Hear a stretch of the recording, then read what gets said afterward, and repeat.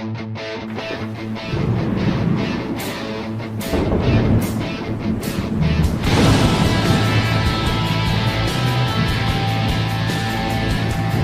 out there, and welcome to the special edition of the No Shit Cast. I'm your host, Matt Frazier.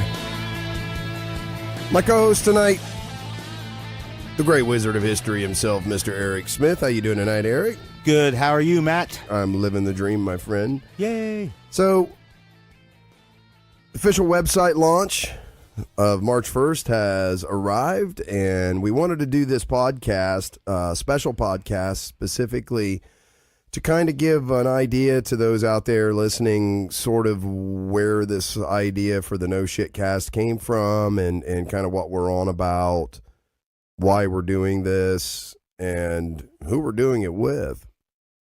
So, this idea to do this came on me, I don't know, about a year ago. I think we talked about this, right? It was like a year ago. I was driving, and I kind of came up with this idea, the No Shit, like a show called No Shit. And I wasn't really sure how we were going to do it at the time.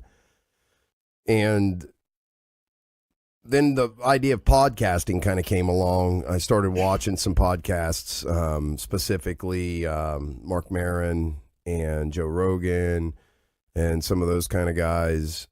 Got me sort of started thinking about the possibility of doing podcasting, but I really didn't know much about it other than, you know, you had to record stuff and you had to get it on the internet. So that's what sort of started the whole journey. And it started actually on Facebook, where was the first place that I made, I guess, shows, if you want to call them that. And they're still out there. You can listen to them number 1 through 19. You can definitely see a progression of where we kind of came and from a quality standpoint and stuff like that. But that's sort of where it all began for me, was doing that. And one of the first guys that I interviewed was in the studio was you.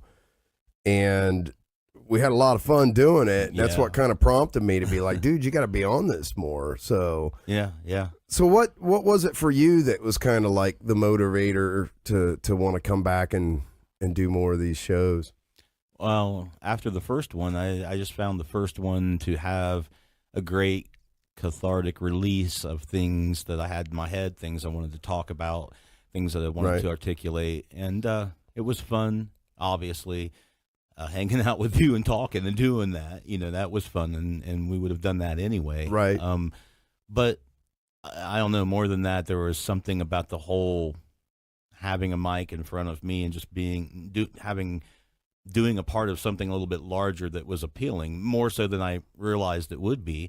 And so there was no problem coming back the next couple of times when you interviewed me. That's a lot of fun, isn't it? It is. It's definitely a lot of fun. You know, I thought that I wouldn't have anything interesting to say or that nobody would care, and I still don't know if anybody does care or not, but but it was fun, and it was cathartic, and those are it's hard to do that, man, because even though I'm in academia and stuff, there's little time. There's little time to talk with somebody in depth about something. And actually have a conversation about something. Everything, right? Everybody's busy. Yeah, it's pretty nuts. And so right, so then you kind of decided to come on and do this more regular with me about the same time that I started the No Shit page on Facebook. Mm-hmm. And that's where the enigmatic tangent kind of gets involved, right? Right. So I sort of threw it over to him because I knew him from other stuff, from music and things like that. And we were Facebook friends and all that kind of stuff too. So I sort of shot it over to him and said, hey, you know, I'm doing this thing. What do you think? And he loved it. Like, he loved the idea the name, the idea of the name and stuff. Like, he got it right away. And it was like, oh man, I dig this, you know? So then he was the one that was like, what are you going to do for a web presence? And I was like, I don't know. I haven't even thought about a web presence yet. And thought that was Facebook. And then it just sort of, you know, because I know about the X Factory and I know about Tangent and have known him for a while now, and I love the approach that he takes, the do it yourself, do it together kind of thing, and he's got all those artists over there on the X Factory. And it's a real interesting, like, collaborative sort of energy that he has about the whole thing. And it just seemed like a perfect marriage between us and the X Factory. Not that we didn't already kind of work with and no tangent from doing music and stuff like that, but to do the podcast and kind of park it there made a whole lot of sense. You know, I love the energy and the vision of the X Factory, and then being able to bring some of those artists on the show to boot and talk to them and explore, you know how they do their art, and because he's got a lot of different stuff over there. It just seemed like a real logical place for us to kind of host from, and so he's taken over pretty much all of the website activity. That's completely him, and he's brilliant at it, man. I mean, like even the aesthetics of it, I find are separate from things I've seen elsewhere. You know, definitely, it looks far better, in my opinion. Well, you can kind of tell that he's also an artist. I mean, he's a tremendous at doing code and stuff too. like that. But definitely. And now that we've sort of, because he's sort of like the third leg on the stool here. You know, he's like although he isn't on the show per se, he's part of every single show we do. Mm-hmm. It's he's definitely sort of like a moral compass. He kind of keeps us. Yeah, he's a purist, and I am not, and so sometimes I have to take cues from him, you know, because it's not that I don't agree with anything. Actually, I find it to be fascinating, and I find his code of ethics to be, you know, really cool. Actually, you know, what I understand, and when we've talked about, it makes sense, right? You know, it's I like especially the do-it-yourself aspect, the idea that whatever it is in its entirety is done either from an individual or from the collaboration of a group of individuals. Right. You know, and that's important, I think, to him in the sense that, you know, whatever that yields, you get that full yield, and nobody's taking a cut of it just because they loaned you some money or gave you some space or whatever. You know what I'm saying? You know, and that's kind of what I was saying too, is that there's been times where, and we've done, this is number 20 for us. So we've done 19 episodes at this point, right? I haven't done quite that many. Well, right. It's like my 17th or 18th. Yeah, right. But and it's funny because in that process from back when I first initially started talking with him, he said, you know, he was kind of like, what's your vision? In so many words. So we kind of hashed that out, and, you know, he's been there to kind of say, okay, but when we first talked about this, you said, you know, your vision is going to be this. And is that changing now? And you got to sit back and go, oh, shit, he's right. Well, you know? well, yeah, I mean, but, you know, so he's great for that keeping too. On track, yeah. So he's kind of a vision guy in the sense that he sort of sees the larger design of everything. And I would never even attempt to look at the larger design of things myself, let alone so a lot of guidance there for that reason. I think, you know, not in terms of like even some of the things we do to make this podcast or how we distribute it. Right. You know, I mean, things I would have definitely didn't know. Never even thought of. And of. you too, man. Yeah. Like you do that too. Like both of you guys take on every aspect of this that I don't desire to do and probably can't do. Well, now, and let's talk about that, because that was one of the big things that has helped the show tremendously was when you came on and because you're moving towards at least your master's, if not your PhD, right? It's kind of your idea. At least my master's, yeah. And so when you came on board, and then you started bringing guests, and that's what maybe a lot of people don't know, but a lot of these guests, these college professors that we have on, we're having 4 more coming on here in the weeks coming up. Yeah, two anyway. Yeah, okay, 2 more that's booked. Okay, but there will probably be more. And a lot of these authors and stuff like that that you've been handling basically the lion's share of the booking and scheduling and getting people kind of in. Well, I like doing that. Show. I like doing that. I like talking with people and telling them what's up with the situation and presenting it to them. And it makes me feel genuinely good when they say, yeah, man, I want to do that. It's been kind of amazing. We were sort of stunned when everybody we reached Yeah. out to said yes. It was like, wait a minute, what? Yeah. Almost without question. Like, yeah, Yeah. man, I'd love to do that. It's true. I basically asked about, I don't know, about 20 people on my friends list, and I was very vague about it. I was like, well, we've got this podcast, and you want to talk for 3 hours? That was pretty much it. Yeah. And so many people got back with me. I had to print out a calendar and start figuring out time zones. And even like this next one, in the midst of all of that, this guy from Australia gets a hold of us and asks if he can be on the show. And Right. we're like, well, heck yeah, man, absolutely. So they're 16 hours ahead, right? So I'm like, I went from looking at U.S. time zones to looking at world time zones and thinking, well, I don't really know what's going on, but it doesn't matter. I mean, it wouldn't matter. We'd find a way to do it anyway. Well, yeah, and the reason why I would want these people to be on the show is because, to be honest, man, I find each of them genuinely interesting. Like just who they are and how they got to be where they're at. Why are they doing what they're doing? I sure. believe that what they're doing is cool, and we should talk about what they're doing. But to me, the most important thing is, how did you get there? Why are you doing the it? story behind the success or behind Yeah. the accomplishment or behind the passion. Yeah, what was the fuel that lit this fire, Because there's other people coming and they got fuel, and maybe their fire's not lit and they're just waiting for someone to say, well, man, this is how I got into it. Yeah.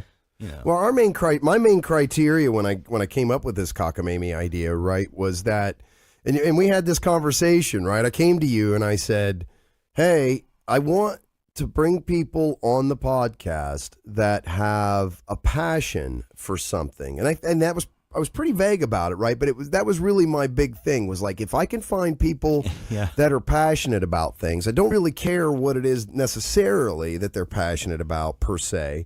But if someone is extremely passionate about something, there's generally a really interesting story to that person and how they got there. And they generally are masters of that domain in terms of what they know and can talk about, Yeah. If not trained specifically for that, they know all about the subject, right? Right. And you asked me if I knew anybody that was passionate about what they do, and I thought about it for a minute. I'm like, I think everybody that I know is passionate, and they're all doing stuff. Yeah. They're writing books, they're writing games, they're writing music, they're teaching people and researching things, and they're all doing stuff. Yeah. It's all fascinating. And it was really an eye-opener, right, for me, because I was to the point, so I decided that I didn't want to do the social media thing anymore. I was getting tired of ill-informed people, vomiting information on social media. It media. caused you a lot of stress. It really did. And I said, you know what, fuck this. I want to talk to people that actually know what in the fuck they're talking about, man. Your face was always so red, I thought you had been tanning. I was like, oh, no, he's just upset. It's not his son. You're not sunburned, are you? I got blood. I definitely had blood pressure issues from that shit. Holy cow. So that was kind of the idea, was like, well, I don't want to do this anymore. I want to put my energy into something a hell of a lot more constructive. And then I never thought that when I came up with this idea and I ran it by you, and you were very complimentary about it. It was like, man, I think this is a great idea. And the same was with Tangent too, So it sort of, the show sort of almost at that point started creating itself. Well, I like to always put this in perspective. I came home one day and you said, hey, I'm going to do a podcast. And I just did the first one in my room. I'm like, all right, cool. That's great. So you literally interviewed yourself with one microphone, no mixer, and started as one guy in a room by himself with a microphone. And now there's people from Australia talking to us. Or contacting us, right. Yeah, and people who are wanting to be on the show and have enjoyed being on the show. And I don't think you realized that you were opening up a door. I didn't. Not like this. No. Not like this, because this has been way more. I mean, we make fun of like the subscribers and stuff like that all the time, but the feedback from people that are now subscribers, downloading the show and listening to it and things like that has been amazing. I mean, people really find value in what we're doing here. It's crazy. Yeah, well, and, I think I didn't know anything at all. I think I'd listened to, like, maybe 2 or 3 podcasts that were about really specific things, and I don't think. Or you mean the show itself was about really like it was a podcast that was entirely devoted to a specific subject. Yeah, yeah, and covering some specific subject within that subject. I know there's probably better terminology for all that, but yeah, man, I didn't know nothing at all. I didn't know anything at all about it, right? I mean, I knew you record it yourself and you put it on the internet, right? But that's it. Like, I didn't know anything else about it, right? And so when I started doing this, I thought, okay, well, Matt's family's going to be listening to this. That's about it. Right. Or his Facebook friends or something, right? Yeah, or whoever you decided to say, hey, we've got this on the internet, right? You can listen to it if you want. Like, I would never have thought that anybody else was listening to it. Or well, what's crazy is 50% of our subscribers aren't even in the United States. They're in other countries, like Mexico, and we have some in the UK, obviously Australia, and this has been 20 episodes, 19 episodes of putting this little thing out there, and people have found value in it all over the world already. It's mental. Yeah, I never in a million years was like, holy shit, what the hell's going on? It's like a weird mix between humbling and exciting. Yeah. Like, I'm always torn between I don't know, man, just feeling like, I don't know, just feeling like, wow, that's really weird, man. Like, I don't even know how to feel about it sometimes. Yeah. And between that and feeling like, wow, none of this matters. It's just on the internet, right? It's just on the internet, yeah. But what matters to me, I think, though, is all of these people that I've asked to be on the show, to some degree, I consider all these people my friends, right? Right, definitely. And if I would have had the ability to call each of these people up and said, hey, man, you want to just talk for a couple hours, maybe 3, about, I don't know, whatever, like, they would have thought I was mad. Right, crazy. Right, yeah. Okay, weirdo. Right, No, I don't even know who you are, right? But, you've given me a platform to be able to talk with these people, and not just in a way where I'm asking them questions about how I see them and how most people see them, right? So, like, I'm not really asking too many questions about the classes I'm taking, or I'm not asking questions about the products so much that these people are producing. Right. But I like, I just like to know who these people are, right? Because it enhances their products and the things that they say in class to me. Like, it gives a foundation for me to have a deeper rooted appreciation in their art, whether that's music or a game or a novel, right, or, their intellect upon a subject. Yep. It allows me to get deeper rooted into the foundation. It's like being able to grok, that term grok that Heinlein used, right? Yep. To not only understand completely intellectually where somebody is coming from, but how they got there and why they're there and why they feel they need to be there, right? Yeah, we definitely haven't. Not a single guest has disappointed in the sense that it's amazing that when you, and so the formula works. Okay, if someone's passionate about something, and that was my, my premise was, I bet people that are passionate about things have really interesting stories to tell. Mm-hmm. And it's fleshed out every single time, and we've been so surprised by every person on every show. I've learned something, and or amazed at, like, holy crap, I didn't know you did that, or remember DJ version 666, right? He went to Berkeley, and it was like, wow, he's a classically trained musician, right? And there's always that little thing that you find out about someone that you had no idea, or you very surprised to find it out about them. Every single time there's been something that's like, holy shit, really? Like, our last guest survived a plane crash when he was a kid, right? Yeah. That's something I didn't know. And, it's like if you're into that genre of activity, there's, there's people who know a lot about these people and Right. stuff, fans and stuff.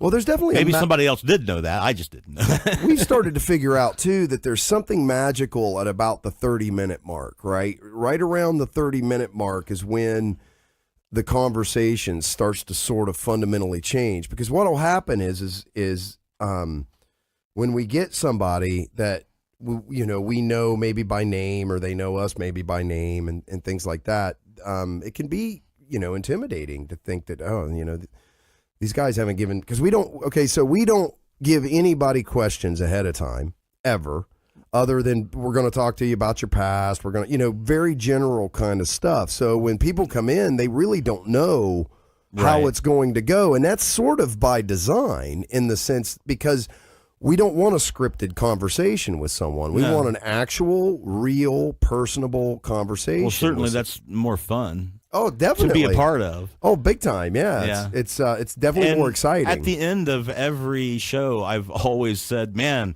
I wish I would have asked them about this or that. There hasn't been one person that I haven't said, well, I was going to ask them this thing and I forgot completely. Yeah. But that's good, man. That's like, shows you that the conversation had a life of its own. Yeah. And it went where it went, But there is something, right? We've figured out that there is something that happens at 30 minutes. That's like this weird it changes. The conversations always seem to start to change, where people can only sort of. Well, now you're going to get into the secrets of our interviewing. Oh, process, I guess I am, but I like the. If you wish to discuss it, I can say, I really like the long form conversation model. I really do. I do, and I don't mind talking about this, but I think that at 30 minutes, what happens is that when you're nervous about what you're going to talk about, or how something's going to go, or just unfamiliar with the situation, you're on guard a little bit, right? And you're not sure exactly where people are driving you to, or if people have an agenda, right?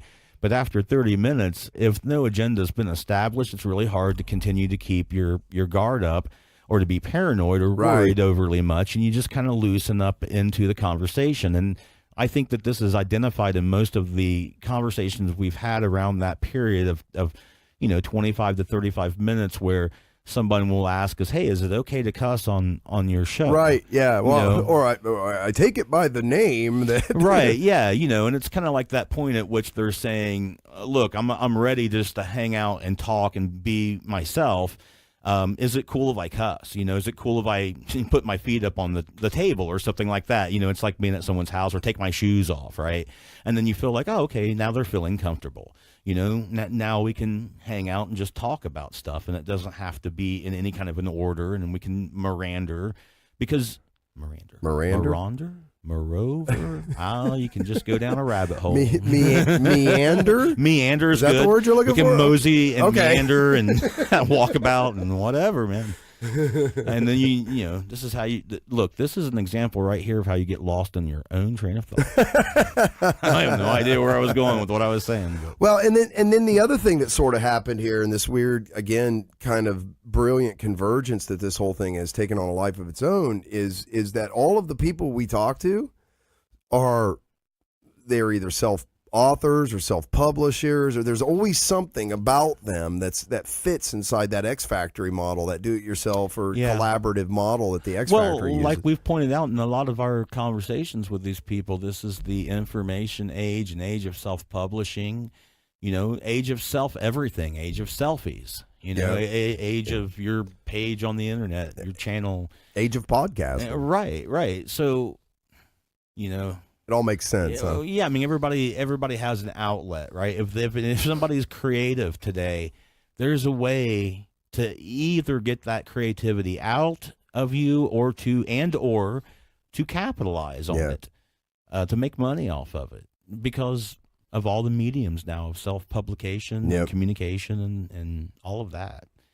Yeah, it's nuts. It is, but it's cool, man, because it allows a huge archive of information that's just genuinely creative. I mean, that's certainly one of the aspects I can get behind on with Tangent.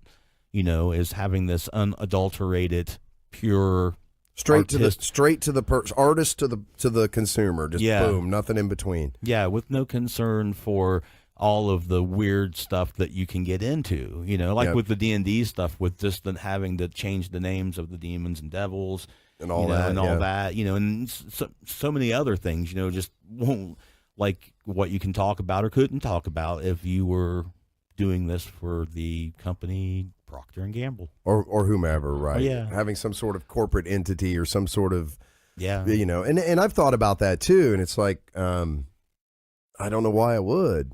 It doesn't, because I don't have to. I mean, nobody tells me who I can have on my show or not. Nobody tells me what I can talk about or not. I mean, within the confines of our group here, me, you, and Tangent. Mm-hmm. I mean, we always try to be very thoughtful of each other and respectful of each other in the creative process and as artists and all that kind of stuff. But fundamentally speaking, nobody tells me what I can say, what I can't say, who I can talk to, who I can't talk to. Right. And that's extremely freeing in a lot of ways. And important. One of the ways that's important is like these people that we've been talking with that's affiliated with gaming and TSR and things of that nature.